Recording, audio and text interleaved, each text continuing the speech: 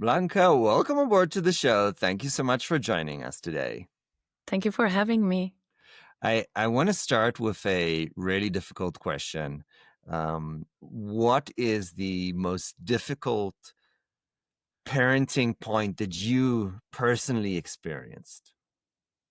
Um, that you don't get a manual with a child when they are born, and and we are not taught. You don't go to school for parenting, so you are learning on the fly. So that's very difficult for every parent, I guess. Do you think there should be like a license for parenting? Should people have to like pass a test to be parents? I don't think so, but definitely there would be less parents, I think, because so many people would fail or they feel they would fail on that test. Right. But I think we should bring more awareness to parenting. You need to pass a test to drive a car because driving a car, can be dangerous to other people. Raising children can be dangerous to other people if you do it poor. It's actually it is, and it's very dangerous to yourself too, Yes. and to your mental health too, and to the kids too. But it's a beautiful thing. It's Yeah. very rewarding, and it's very tiring. We all know that who are So, parents. so putting jokes aside, this is a really interesting point because it's an incredibly difficult thing. Yes. It's really dangerous, right? You can screw up somebody's life, basically. You can Yes. screw up your own life. Yes. And you can screw up everybody's life who comes in contact with your child because you didn't raise your child properly. So this is probably one of the most dangerous things in the world, creating human beings. It doesn't require a license, which is, on the one hand, it's weird to even say that, but on the other hand, you would like, oh yeah, we should have licenses to be parents, but obviously that will never happen. So with this kind of weird paradigm, let me ask you this. Yes. If you had to write that manual for parents, what would it include? Ooh, it would be different for every parent. Why? Because we parents are raised differently. We were parented differently. We are coming from different cultural norms, the different cultural values, and we get different partners. So, and then you get a baby. You have your expectation that, oh, my baby boy or my baby girl will be this. And then you get something totally different. And you have to be flexible, you have to adjust. So that manual answering your question would be different, taking into consideration the parents and the baby they have. So no manual. I guess that makes me sad. But is there a framework? Are there the do's and don'ts? Are there rules to? Because we're going down this journey, and there's so much ambiguity. We don't know what the child Oh, will yeah. be like. You have different partners. You're different. So I agree with all that. But there's got to be something that we can kind of a rule book to how we think about it, or a framework. What is the guidelines? Maybe if we can't know do exactly this and it will work, is there a broader framework to think through? So my broader framework that I would bring awareness to parenting. Why I'm saying that? Because when you know your triggers, when you know yourself, when you can answer the questions broadly that who am I? What are my personality types? Am I an introvert? Am I an extrovert? How I do recharge myself? And when you can answer those type of questions, you can flex your style, your behavior, and you can flex how you are raising a child. What's happening right now is that we are triggered left and right because we haven't healed our own past. And that's when you get a child and you're standing there and it's like, what am I doing? I don't know who am I. I don't know why I'm doing this, or I don't know why I'm yelling like crazy when my kids are triggering me. So I would definitely bring awareness to parenting as a framework.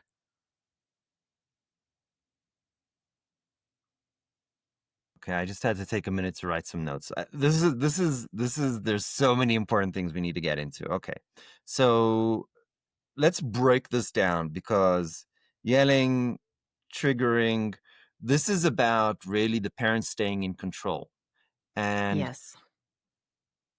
there's a few reasons why we want to do that. If we're not going to stay in control, we're teaching our children not to stay in control. And obviously, being in control while not oppressing your feelings, while not becoming a robot, or not oppressing them and then exploding later, and then that's the losing control.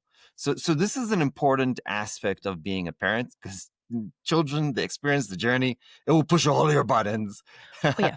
We know this. It's like um, it's like this. it's like a monkey with a hammer going on a piano. It's like all the Yeah, buttons yeah. get smashed.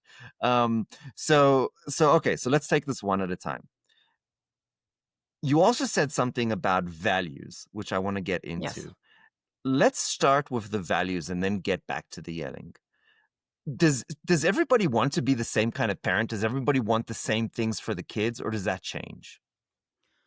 Still think that we all want our kids to be happy. And I don't like to say that because, first of all, what happy means to us Yes. might not be the same as for the children. Yes. And like being happy, it's like it's fluid. What does it mean to be happy? What does it mean to be successful? Yes. So we are defining our success and our happiness, and we are passing that on to our child in a way that sometimes we are forgetting that that child is another human being with their own lessons, with their own karma, with Yes. their own past, and they are bringing here. And yes, going back to control, actually, you can control. Why? First of all, I would say that why we need that control, Yeah. because we are not trusting, Right. or we were raised in the same way that our parents were controlling. My Yes. mother was very controlling, but that control comes from a trauma response. Okay, so So hold why on. do We want to break this down. So Yeah. first of all, if me and my spouse, or you and your husband, Yeah. did the same things make you happy? No, No. Okay. So absolutely not. there's no reason for us to believe that the same things that me or my wife, that will be the same thing that makes my children happy. So Yes. this is the first problem. The second problem is that if we're going to define happiness, do we as parents need to define that for our children, or do our children need to define that for themselves? How I see that you are a guide for your children. So you have like a guardrail for them, so they are not like jeopardizing or being like hazardous or safety for their safetiness, but you give some space where they can find their own way. So I see parents more like leads, Mm, but like a lighthouse, like a mm, guide mm, for the kids. So I don't think we have to define success for our children. mm. We have to be there for them, and we have to teach them in a way that they find their happiness, or they can define happiness and success later for them. Okay. So let's break this down. Sure. So for example, we kind of have these things that we all believe are related to happiness, but we're not sure really how it Yeah. works. Probably none of us is really sure how it works. Yeah. And there's probably no right answer, because for everyone it's different. So money is one of them. But then Yes. when we see my kid now, he's selling stuff on eBay. He's basically selling the whole house. Like he's like, "Oh, Dad, can I sell this?" So he's now kind of going through this journey of first of all, there's joy in the hunt, right? The Yes. selling, the success of the deal, sales. That Yeah. it's fun. But Yeah. then what I don't like, or maybe what I'm afraid of, is this commodity commercialization aspect of it. That money is happiness. So if you see Yes. your child going kind of in a wrong direction, or afraid that they're going in a wrong direction, how do you adjust to that? How do you kind of shine your spotlight a little bit? First of all, you lead by example. So whatever kids are hearing from you talking about, for example, about money or about happiness or about love or about family relationships, that's what they are absorbing, especially in their first 5 years. Those are when their brains 90% is exploding, like developing so fast. So whatever they hear you, even if they are not repeating, that's what they absorb. So if you are keep saying that, oh, money is everything, or money is just for rich people, Right. or money is coming with blood and sweat, that's what they will absorb. Mhm. And that's what becomes their foundation. And it's harder to rewire that when they become adult. So So this is yeah. interesting, because you're pulling us back to our values, because really through our Yes. own examples of what Yeah. we do, what we say, but not what we tell them to do, but what we say and we do ourselves, we're setting an example. Our examples are set by our values, what we believe in. So now Correct. this becomes complicated because it doesn't matter what we want to do. It matters what we're doing by what we believe in. So then the question is, what do we believe in? What should we believe in? That's the soul searching part. And I cannot tell you, like, for example, you as what you should believe in. Because how I was growing up as an Eastern European coming from a former satellite USSR country, um, it came with like we had to work Yeah. hard for everything, and we didn't have the choice that the US had for example in the 70s or 80s. So I had to rewire my brain that how I'm relating to money. And and when you said that is like our values, it's like when you say something and how you are acting, and if Yeah. there is a discrepancy, Yeah. kids are picking that up. Absolutely. So you cannot like smile on your face and just hate the whole thing, because they are so sensitive, they pick up energy so much, and they Yes. were like, no, no, no, something is not right here. Yes. And they feel the tension. So for example, if you are struggling with the bills every day, or Yes. like you paycheck to paycheck, they will feel that, okay, mommy and daddy are tense about money. Yeah. So that's what becomes their norm, and that's their baseline. Yeah. So here's what I'm learning from you. I'm learning that, or I'm guessing, tell me if I'm right. It Okay. might actually be a good exercise for you to kind of think through what are your values, maybe write them down, and then think, are Yes, these the values that I actually want for myself? Because maybe you're not living up to some of your values. Maybe you're not actually acting out those values. And if those are truly important to you, maybe you want to A, act them out and live them, but B, in that way, through leadership, through example, you also give those values to your children. So do you think absolutely. is everybody living their values? There's no problem here, or is No. this a problem?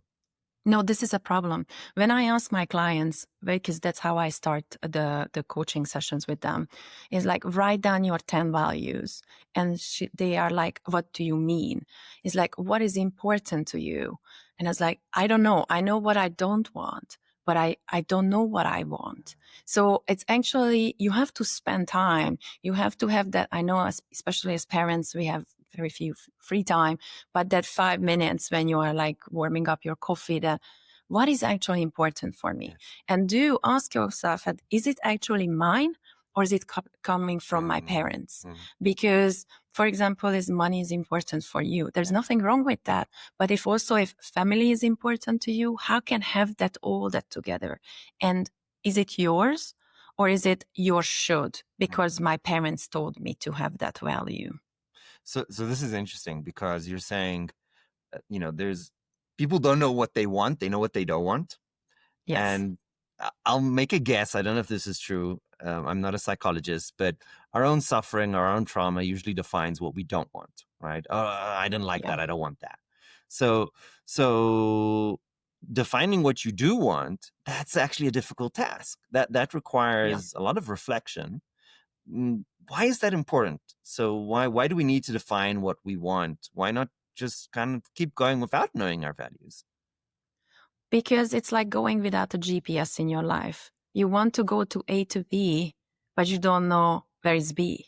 So you know that, okay, I don't want C, D, E. Right. I don't want to go here, here, and here, but where am I actually going? That's right. So when you write down your values, the top 10 values, and you pick your top three, that's when you are like, okay, this is what I would like to live with. This is how I would like to show up in the world. And this is how I would like to show up for my kids. Okay, now I'm going to do something terrible to you. Um, this is true. Now, you used to be in HR. This is Yes. 100% true for companies as well. Oh, yeah. Okay, so we're going to broaden the scope. We're going to make this complicated but interesting. And let's now talk about how that's true in companies. So, companies also fail at this. We have individual people. So it's like a family of maybe, let's talk about the founders and the senior executives. You have this family of maybe 5 to 10 to 20 people, right? Depending on the company. And when I say this family, it's really the owners, right? Because if you Yes. don't own something in that company, you have nothing to lose except for, let's Yeah. say, your salary. You're not really in the family, are you? But when you've put in 5, 6 years of sweat equity and you don't want to lose that makes you part of the family. Otherwise, you're an employee. So that family, and this is just a definition that I'm giving for the purpose of this argument. Um, that family, so now it's not a mom and a dad and some kids. Now Yeah. it's maybe 7, 8, 9, 10 moms and dads, right? That makes it complicated. Now each of them have their own values, and maybe they don't know their values. They just don't know what they don't like.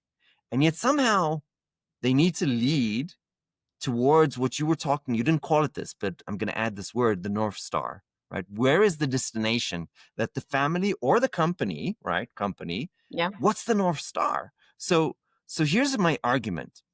It's kind of difficult, not kind of, it's very difficult for two parents, right? Mom, dad, whatever type of family you have, to agree on the North Star and the values. But it's also, it's think about it, it's like 10 times more difficult for this family inside of a corporation that spent sweat equity to agree on the North Star. So let's break this onto two steps. Is there a process that you would recommend to help a couple to find and follow their North Star? And would that process be different, the same, or what would it look like for a company? So, very interesting that you are asking about corporations because the company I left was actually great with their values and they were standing in their values and they were talking about it day by day. Mm, And why I joined when I was living in London, because I felt part of, like being part of the family.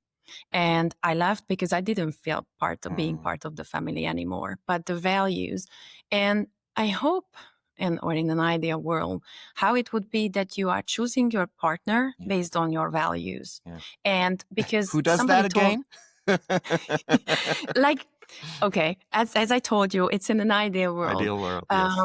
But somebody 20 years ago told me that the good relationship is not just partnership, like friendship too, or being in an employee or an employer in a company, is when you know your values and your basic values are kind of the same or resonate or can live together. And knowing your partner's values is like, what can you make compromise with or what can you not make Yeah. compromise with? My husband is a very high introverted person. I'm at the border of introverted extroverted. So you, for example, you have to decide that, can you live with a fully high extroverted person, like as an introverted or not? Or where is that swing that you can actually make, okay, I can tone down my extrovertedness or I can tone up my But introvertedness. extrovertedness, introvertedness, that's a characteristic. It's not a value, Character, yeah, right? yeah, yeah, not So value. the Yeah, the, yeah. the value is really societal, how you value society and interaction with other people, how you value the opinions of others, right? So it's really to try. I don't know what the right value for this is, but it's really how you perceive the opinions of others. Introverts kind of don't give a shit. Extroverts kind of want to please people, right? That's somewhat related. So what's the value here? How do we distill this to? And So values is like, for example, if you appreciate everything like luxury and the other person is just a money saver yeah, and a nickel and dimer, how can you live with that? Can you live with that? That your partner wants to go to the 5-star hotel and buy luxury bags and you are like, actually, you know what? The cheap one brand is enough for yeah, me. So these are kind of the values that you have to decide. Some people are great with actually living with different values, mm, but they have to be aware. Again, yes, awareness comes into the yes, question that I'm aware that that's what I like. You can accept it, or I can try to change it or tone it up and down. mm, Same with company. Many companies nowadays actually promote their values, or mm, you can find it on their webpage. You can read it and you can decide that, can I live with that value? yeah, Is that important for me?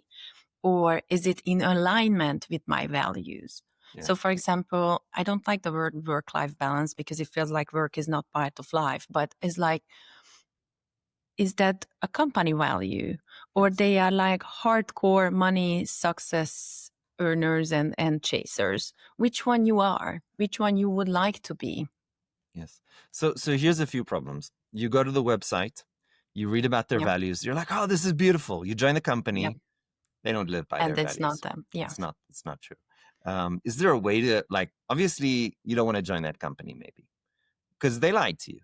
Is there a way to figure that out before joining? And let me bring this. Very hard. is there a person, right? Your spouse. They say, oh, this is my values. It's not true. How do you figure out that there's a discrepancy between maybe how people see themselves? They're saying, oh, this is my value. I Yes. see myself like this. It's not true. You're not like that. How do we find that discrepancy if values are so important? First of all, my first problem with that you don't know who you are, and you Yes. go into a relationship chasing something. You Yes. have our expectation. We have our expectation, as you have towards a potential partner or spouse, or you have towards a company. And when they fail that, you are like, oh, it's your fault, and then things are falling Yes. apart. But there are signs on the way. Yes. First of all, I like to write letters. So when we were looking for our dream home, I wrote a letter that, hey, this is you. And I write it down. So actually writing down a perfect partner, a perfect position is like giving you a focus, giving that GPS. And when you go into an interview, there are red flags usually. I mean, many companies, yes, it's like they promise the moon and stars, and you go in and it's like, this is not it, because it's a very toxic environment. Unfortunately, that's a trial error. And your tolerance level or risk level that you're giving the secret away between the lines. We need to look for these red flags, right? That's the way that we find the discrepancy. So let's say they describe on their website that they value I don't know. Let's find an example and then some red flags. So let's say they want people to be independent. How would and let's say independence is very important for me, right? We're looking for the micromanagers. Exactly. Yeah. How do we? So this is a value. They say that independence is important. They're not going to micromanage you. How do you find red flags? So when they want you to be independent, it can mean many things. It can be that you do everything, and it's like, and they throw you into water and you are like swimming or drowning. That, okay, nobody gave me a tour how I should do this, or I don't know the company systems, and you are like, okay, this is actually not that fun. Because independence sounds very, very fun, but I like interdependency more. So when you can be independent, but also rely on others. So these are the red flags when you like, okay, what does independency means in this company? You can ask questions, and you can ask smart questions. It's like, okay, if work-life balance is like, okay, how many hours you work a week? If it's like 60 plus, that's not really low work-life balance. So you can ask questions, but we are so desperate in so many cases, and there is this red flag on our own forehead that I need a partner, I need a job, which so many cases I understand, but the desperateness is blinding you to see actually so how hold on. This is so important. So look, we need to go slowly here, because you're just saying things that are like brilliant, and I'm afraid that the point won't come across. So okay. So something really important that you said is that you can't be like, oh, do you guys have work-life balance? Well, of course we do. Like, no. What you ask is, how many hours did you work last week? That's or the how question. much holiday you had, like in the last 3 days. How much vacation time have you taken in the last quarter, right? So if you ask a directed question, which the answer is numeric, people have to decide if to lie or not. And if they don't want to lie, but the truth is ugly, then they will basically change the topic or give you a vague answer. This is a red flag. So if you ask me, hey, Ari, how many vacation days? Oh, our work-life balance is great. Okay, but you haven't taken a holiday for like 3 months or a year? But I asked you, how many days of vacation you take in the last quarter? You said that's an evasive answer, right? That's a red flag right there.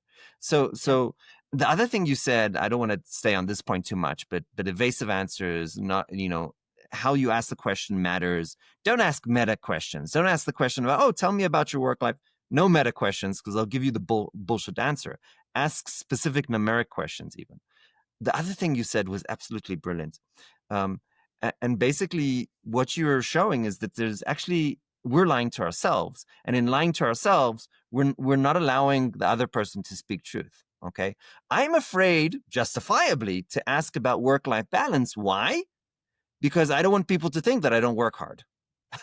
so so now Yeah. I just can't get the information out of you. So there must be a trick to this. Like, how do we know to find red flags, but at the same time not be afraid to portray something about us that isn't true, like we're lazy? So there's this really small point that we need to thread. Yes. I'm hardworking, but I don't believe I need to work hard all the All the time. time. There's 20-30% of the time that I need to work hard. So I want to show that 30% of the time I'll work my ass off, but then 30% needs to be normal, and 30% maybe we can slack a little. So I want to portray that as a value, but also I want to find red flags.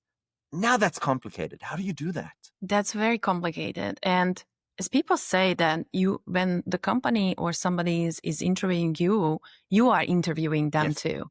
You have to decide if you like this. If for example, the potential direct boss is there or manager, do you like their personality?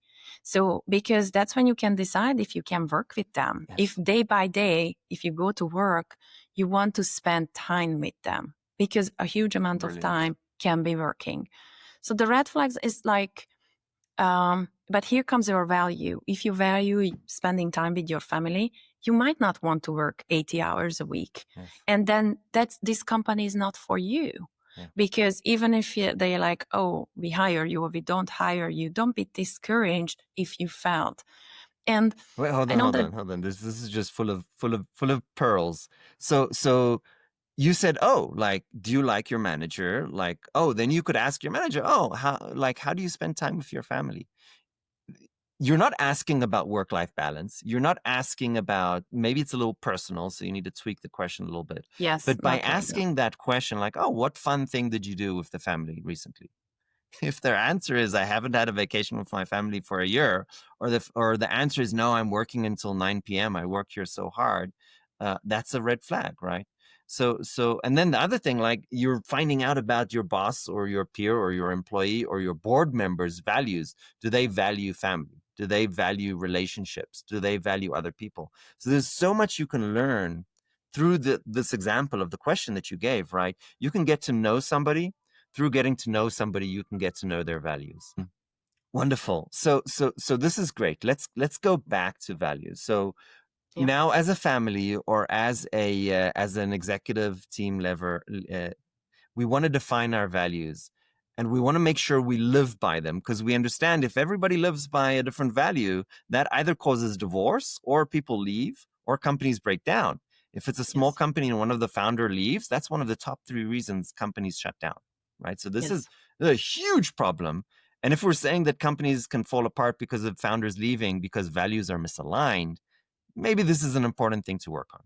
How do we work on defining our values, making sure we're somewhat aligned, not totally, but at least we know different people have different values? And then how do we maintain the fact that these values are actually lived by? So I think and I believe, or based on personal and professional experience, that values are not really shifting, but your life is obviously not constant. So it also depends that what period in your life you are. Because maybe when you have like younger children, you want to spend more time. But when your kids are 15 or 20 or they are in college, you can spend more time working. So what I wanted to clarify that members might be leaving, for example, a company because their life is changing or they are in a life situation when they have to leave. So it's natural, it's life. But also, like, we have to all take this fluctuation in life and how we can flex with that. That, okay, now I'm maybe asking my colleagues to take a little bit of more load until I have to take care of somebody in my family, and then I can go back. So values are usually constant if we find them and we find the real core values without our limiting beliefs that we got from the parents or from other educators or from our Careful, you can't childhood. say limiting beliefs without us going and talking about just that for an hour. I'm going to ignore Yeah. that you said that. There's something really important here, right? You're talking about how people's values change with life. I thought something incredibly interesting is that we kind of think, oh, we want, the 20 to the 30-year-old, they're in touch with the technologies, with the process. But on the other hand, that 20 to 35, 40-year-old, they're super busy with their own life and children. So it's almost like, well, hold on. If you want somebody to work really hard, then when are they doing that? They're doing it between their 20s and their 40s. Well, no, that's not true because they're super busy with their family. So that's a weird thing. We don't think about it like that. We kind of think about, if somebody's over 45, 50, maybe they're old and they don't know the technology anymore. That's an issue. But then you kind of think about, well, my own thing, where do I need to work hard? Oh, I need to work hard when I'm young. But actually, that's not when you can work hard because you've got all these Because other that's when things you're that. raising. So there's Yes. some weirdness here that isn't necessarily how we see the world, right? There's stuff that is kind of different than, let's say, our assumptions. So that was the first thing, kind of listening to you, that was kind of eye-opening. Wait, hold on. This is interesting. So if we kind of have this perspective of the world, then our values are shifting.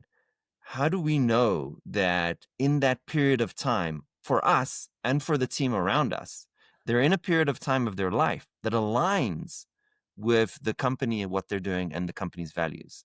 So, because that's what you're talking about, that alignment between the group's values and my own. How do I know that? Correct.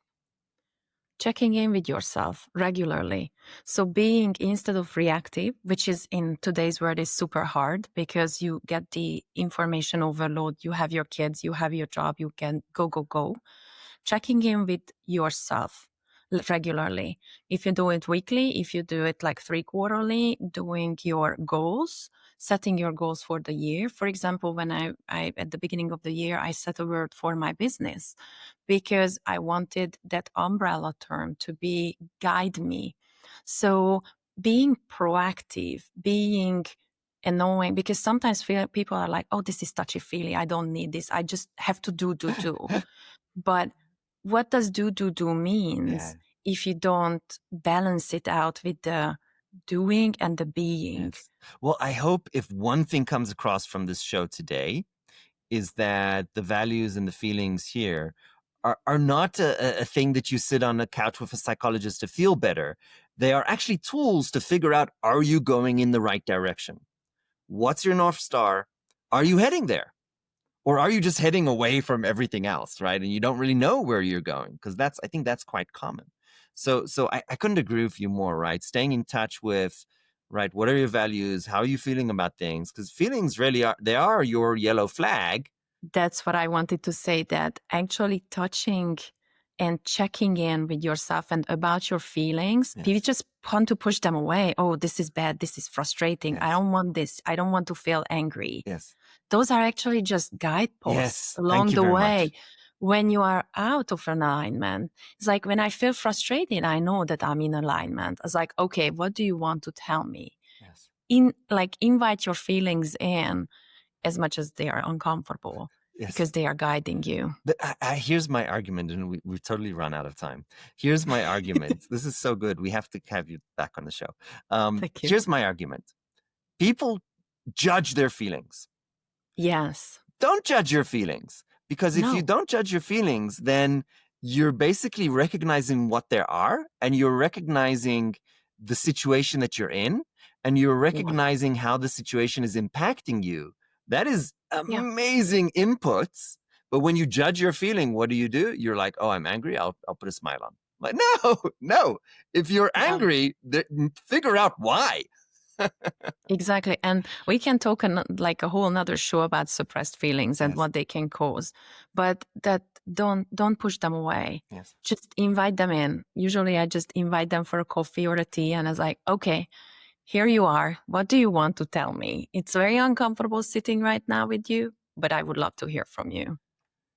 Oh my God, Blanka, we have not enough time in the day. Thank you. Thank you. I Thank you. actually have 10 more interviews. The other ones are actually with Emma, so I need to set her up. So we're out of time.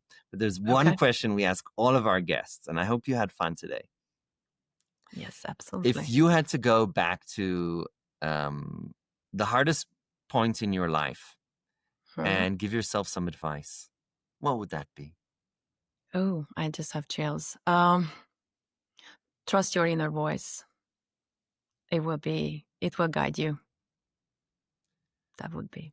Blanka, thank you so much for joining the show. I appreciate you. Thank you so much for having me.